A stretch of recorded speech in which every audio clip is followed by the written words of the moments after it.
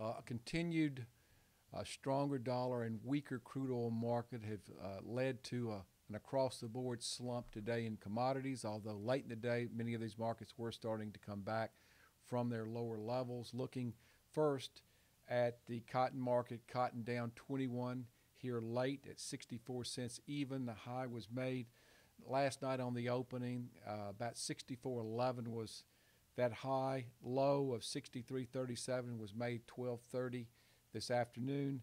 Soybeans down 4.5 cents at 9.35 3/4. The high of 9.42 1/4. The low of 9.26 1/4 for November soybeans.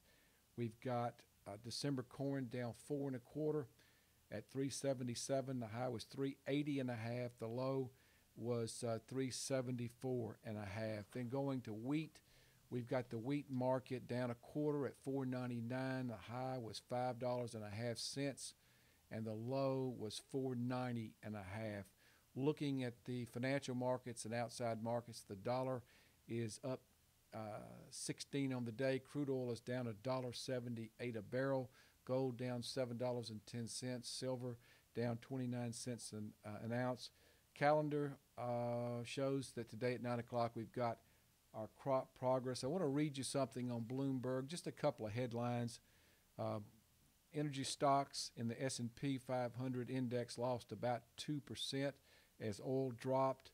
Tyson Foods tumbled 9.5% after cutting its earnings forecast.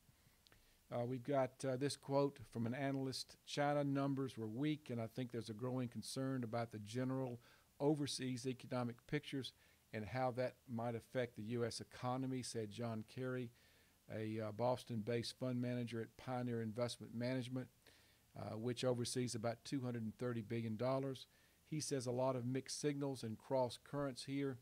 And lastly, commodities dropped after an official gauge of Chinese manufacturing slid to a 5-month low, and Iran said it will be able to bolster crude production within a week of sanctions ending. That's it for today. Thanks for being with us.